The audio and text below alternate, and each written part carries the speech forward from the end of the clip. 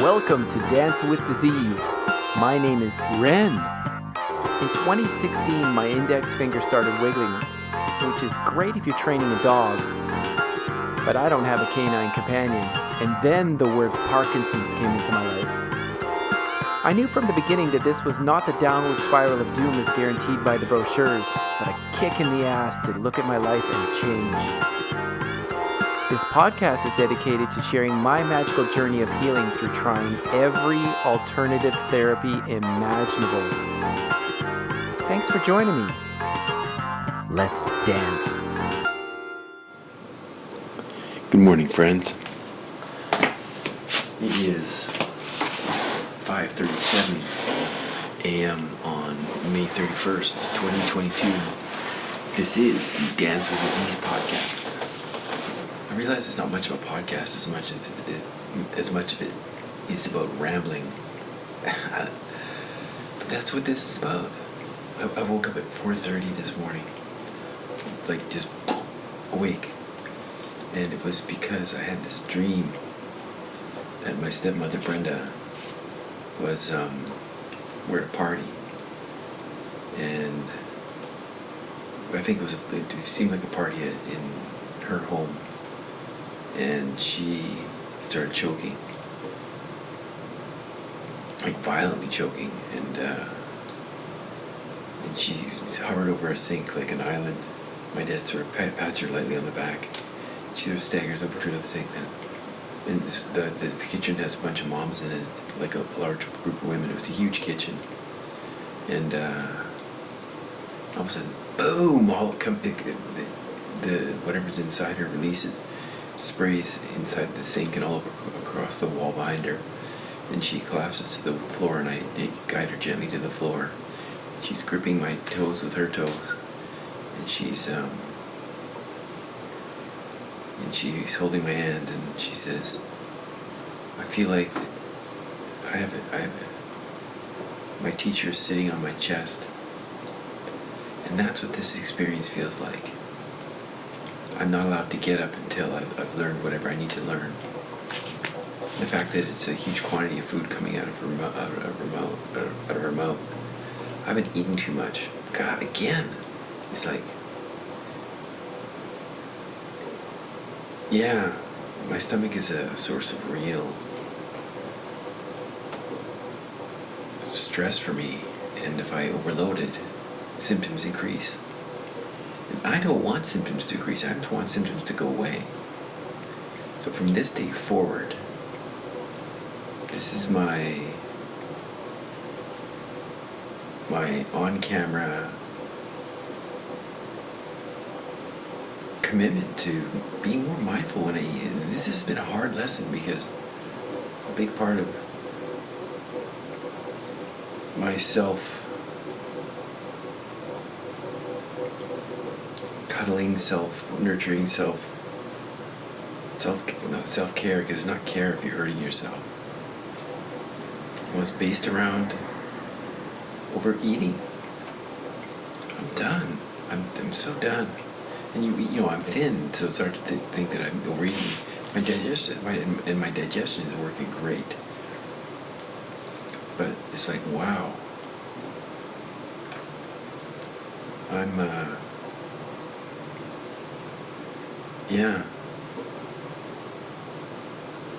been eating too much.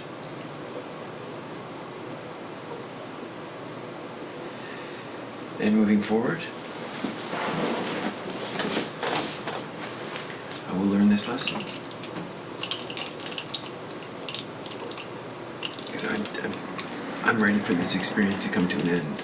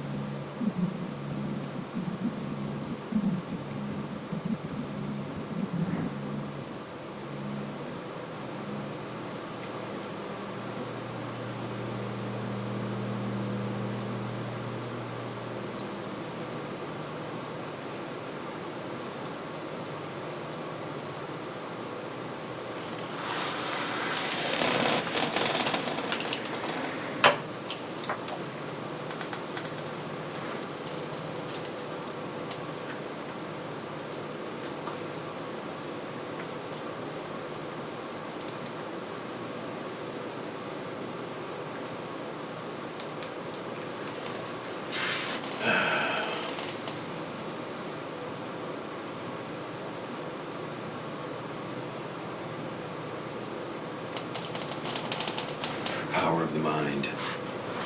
It's interesting how the body can get accustomed to producing so much, or habituated to a pattern. For me, I think the cortisol just keeps getting, whatever gland or whatever produces cortisol is just jacked, and looking for reasons to keep it jacked. I feel better today than I did yesterday, though. Yeah.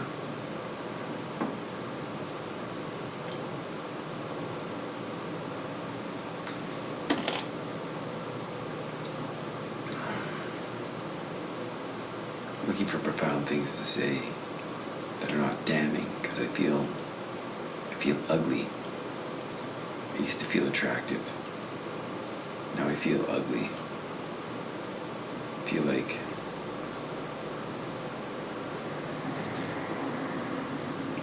yeah.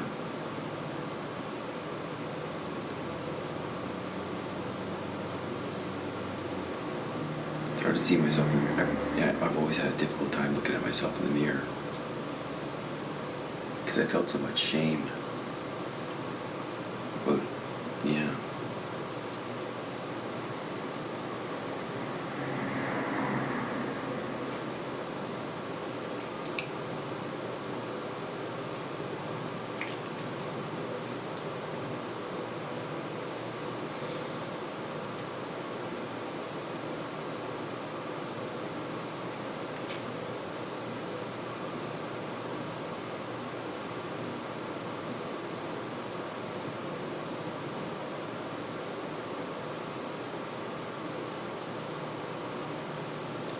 I have a path forward, though, which is good to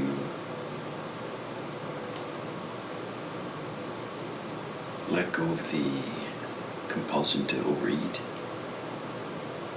I slept a lot better because of it as well, and constantly keeping myself stimulated. Oh man, I did better yesterday by not being plugged in all day. It's interesting, the cycle of learnings. And it just, I get a little better.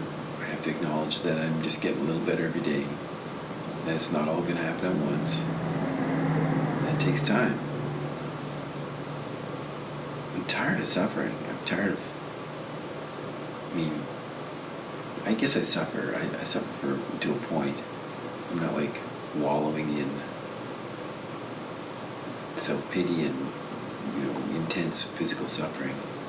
It's just mental suffering from it taking so long to do things because my dexterity.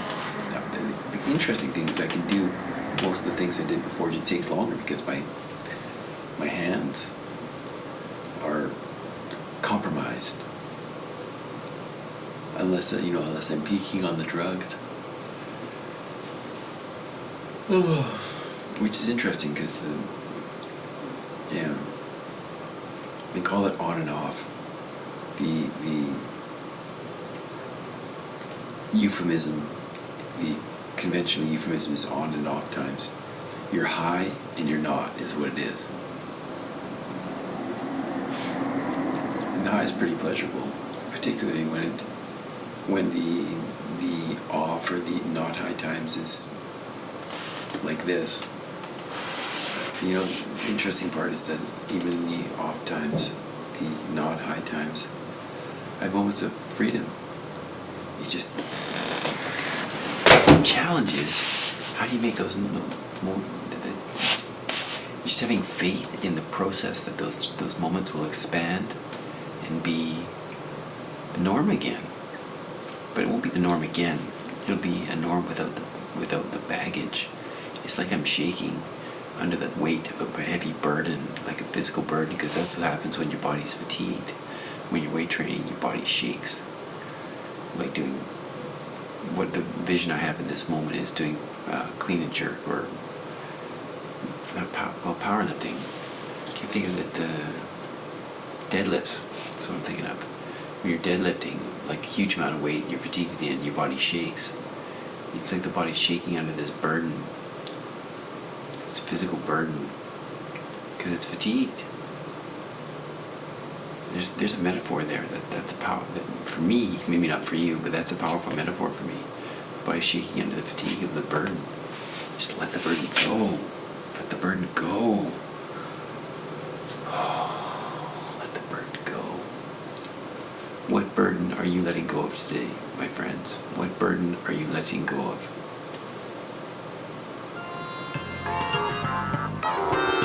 Thank you for listening to the Dance with Disease podcast. My name is Ren. It's been a pleasure to have you here today. For more podcasts and the films, Dance with Disease, log on to YouTube, Ren the Artist. See you next time.